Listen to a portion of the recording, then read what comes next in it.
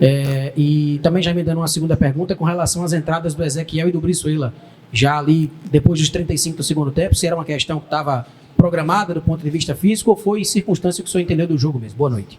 A circunstância do jogo, em relação à programação, a gente tem 5 substituições a ser feita dentro da competição. Faltando ali 8 minutos, eu optei por colocar os dois. O Rocha, por exemplo, saiu, o Rocha estava muito bem na partida, na parte técnica e tática, não tinha nem necessidade de retirá-lo, mas eu quis botar um lateral descansado e ao mesmo tempo começar a dar um ritmo de jogo para o Ezequiel. E da mesma forma, do lado direito, eu quis fazer hoje o lançamento do Brizuela, que está treinando, está abaixo ainda na parte física, é um jogador para ser colocado aos poucos ainda, A gente tem mais um jogo na semana que vem na fase de classificação, e é um jogador agora que a gente tem que aproveitar para dar um ritmo de jogo a ele, Me desculpa, qual foi a primeira pergunta? A variação da partida foi um jogo que a gente ficou em cima do adversário,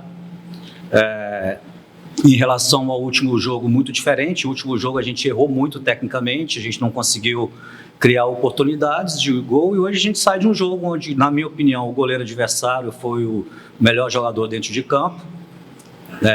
Quem quiser ter a clareza, é só estudar os números dos jogos. É um jogo que a gente criou muita oportunidade de gol, principalmente no segundo tempo, Encontramos um adversário que veio com a proposta e conseguiu, dentro da proposta deles, um ponto, que é jogar atrás, segurando o jogo, fazendo catimba, e mesmo usamos todo o poder ofensivo que a gente teve, sem correr risco lá atrás, Aos poucos a gente foi colocando mais jogadores descansados. Tivemos alguns momentos de criação de jogada nas costas do adversário. Tivemos muita bola alçada na área, chegando de linha de fundo com cruzamento muito bem feito, mas hoje a bola não quis entrar. Franco Ícaro Carvalho aqui da Jovem Pan. O ABC, agora mesmo com esse empate, está praticamente com essa vaga na semifinal. Acho que matematicamente já carimbou essa vaga. Na semana que vem vocês vão ter mais um jogo contra o Fosse Luz. E eu não lembro se o senhor reclamou de falta de tempo, por isso que eu não vou atribuir essa fala ao senhor, mas essa possibilidade de externar nessas duas primeiras posições, vocês conseguem aí ter um intervalo de pelo menos 10, pode chegar aí até 15 dias, Qual será a importância disso para essa intertemporada do ABC, que fez uma pré-temporada ali um pouco apressada, Já que o primeiro jogo contra o Maracanã?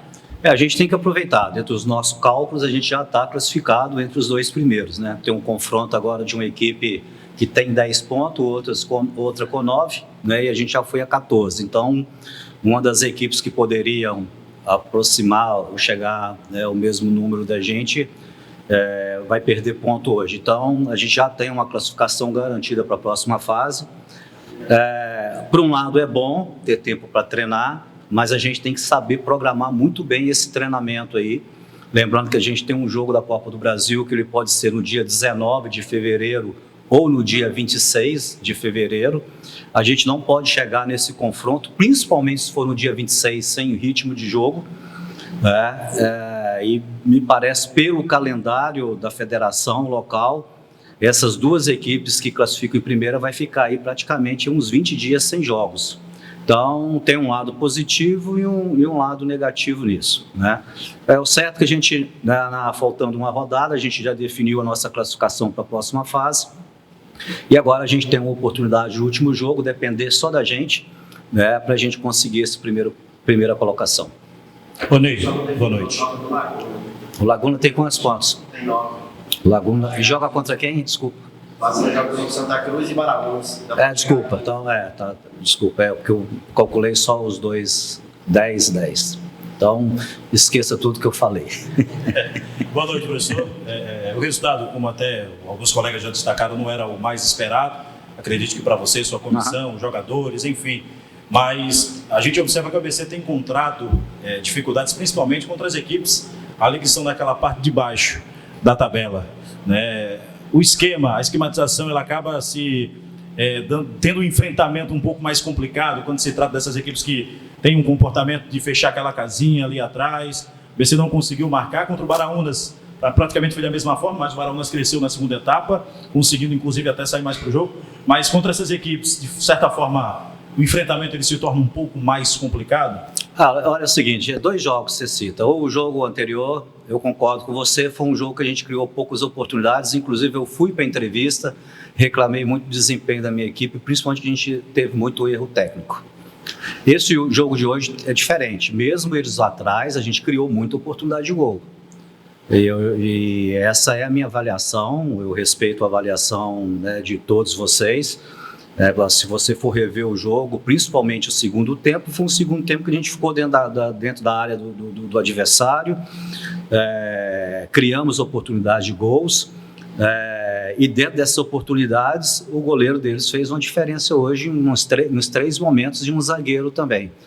Então, eu acho que o mais difícil no futebol é a criação de lances, e a gente criou muito, né? Agora, eu entendo que a gente sai frustrado com o resultado de empate, né? Mas essa frustração ela vai até na página 2, porque a gente está praticamente classificado, né, para a próxima fase, e a gente tem um jogo, né, que a gente só depende da gente na próxima rodada para conseguir esse primeiro colocado. Então eu acho que difere um pouco, mas o jogo de hoje a gente criou muita oportunidade de gol, né? A gente pode questionar se poderia ter jogado melhor, né, avaliar isso, mas em termos de força ofensiva, a gente teve muita força ofensiva hoje, sem correr risco nenhum atrás. Olha, só um contra-ataque que eles tiveram ali no momento de desequilíbrio, mas a gente só não teve essa competência para fazer o gol mesmo. Boa noite, professor Ney, Júlio Araújo da 96 FM. O ABC que começou a temporada com desempenho tanto quanto abaixo, melhorou em outros 3 jogos seguidos contra a equipe do Potiguar de Mossoró, Santa Cruz e América, e volta a desempenhar um pouco abaixo. Hoje, até um pouco melhor do que foi contra a equipe do Baraúnas, apesar do empate. Mas como você está se preocupando em cuidar dessa oscilação do clube, essa oscilação do seu time de desempenho bom, desempenho mau e o desempenho ruim, muitas vezes do ABC? E tentar fazer mais uma pergunta para você também com relação a contratações. Como é que você vê o ABC no mercado e principalmente quais são as peças que você está buscando para compor esse elenco? Olha, em relação ao desempenho, cada um tem a sua visão, né?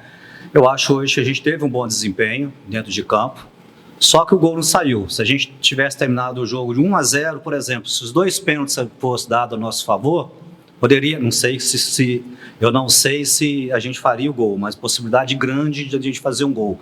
A gente não estaria discutindo isso aqui. Eu acho que a gente estaria, que o time tinha jogado bem, né?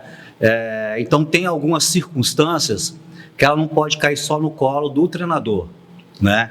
E por que como vocês não tocaram no assunto dos 2 pênaltis, eu estou tocando, né? Eu achei que vocês iam perguntar isso para mim, como eu já percebi que não vão perguntar, eu acho que foram 2 pênaltis claros, e acho que a gente tem que falar sobre isso, porque o jogo contra o América, nosso jogador recebeu uma entrada criminosa dentro do campo e passou batido e ninguém falou nada, né? E eu estou notando que todo jogo nosso dentro de casa, independente do adversário, na dúvida eles estão dando para o adversário.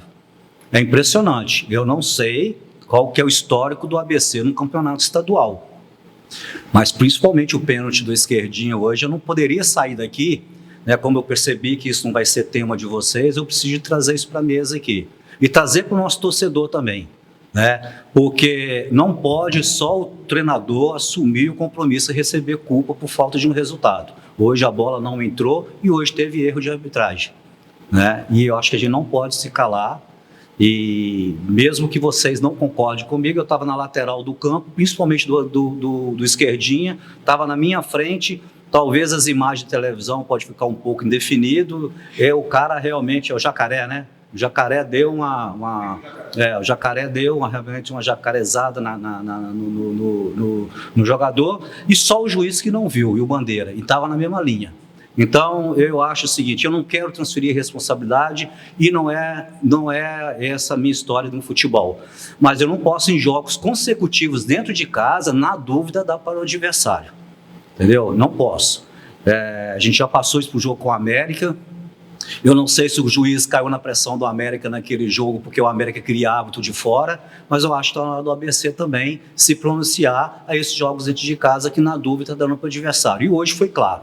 Eu já tinha um pouco dessa dúvida, mas hoje para mim ficou muito claro. Então eu tenho que, como treinador do ABC, eu tenho que transferir a responsabilidade. Eu posso ter cometido erro hoje em escalação, substituição, a forma da equipe jogar, mas eu tenho que partilhar esse insucesso do ABC hoje num erro muito claro da arbitragem. Com relação à contratação? Contratação, a gente já falou na última entrevista, né? A gente já está conversando com o nosso clube, a gente está no mercado, está olhando as oportunidades. Tá? Não adianta contratar por contratar. Nós temos uma base formada, nós estamos precisando de atacantes, principalmente atacantes para o lado de campo. A gente precisa de mais opções, principalmente para jogar no nosso campo, que é um campo pesado, que desgasta muito o jogador que joga nessa posição. A gente está precisando de mais um meia. Agora, a gente está no mercado, esse meia ele tem que ter a qualidade que a gente acha interessante, tem que estar dentro da realidade econômica do clube, né? E não é uma engenharia tão fácil, porque o mercado também não está oferecendo tantos jogadores dessa forma. A gente tem uma expectativa no campeonato da Série C, a gente consiga mais oportunidade quando terminar os campeonatos estaduais, para trazer jogador já jogado, né? Mas o campeonato estadual ainda, eu acho que a gente precisa aí, né, achar uma ou duas possibilidades para vir complementar o nosso grupo, para que a gente possa fechar aí, né, a competição em condições aí de lutar pelo título, que vai ser uma competição muito difícil. A competição ela é muito difícil. Ano passado, basta lembrar que a equipe não passou na semifinal, o ABC. Então, o nome não vai passar, né? Então, ano passado já foi comprovado, né? Então, esse ano, né, cachorro que já foi mordido por linguiça tem medo de cobra, né? Então, a gente está tratando com carinho a competição, com os números. Nós estamos hoje na liderança da competição, faltando uma rodada. Vamos tentar passar o nosso primeiro objetivo para a semifinal e tentar, dentro da possibilidade aí, né, ter mais jogadores para fazer essa parte final da competição. Boa noite, Ney. João Pedro, na Universidade do Esporte. Eu ia comentar sobre os erros de arbitragem em si, mas que bom que o senhor se adiantou, porque eu já faço outra pergunta. Na saída do gramado, o Avison começou com a imprensa e, nas aspas dele, falou que não tinha mais time besta no futebol. E aí a gente conversou no último jogo, na saída do jogo contra o Baraunas, conversou um pouco sobre isso, né? Que essa sequência do ABC, na teoria, seria mais acessível. Teve dificuldade contra o Baraunas, hoje não conseguiu marcar o gol contra a equipe do Globo. Para essa sequência do campeonato, liga um alerta, essa sequência de 2 jogos? Sem dúvida.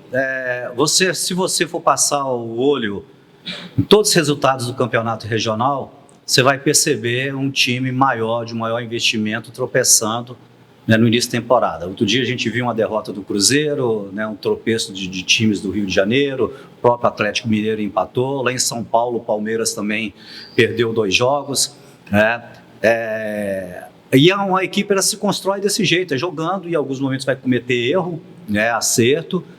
Então hoje eu passo para o nosso torcedor que a gente tem uma estrutura de time, né? E essa estrutura ela pode ser melhorada, né?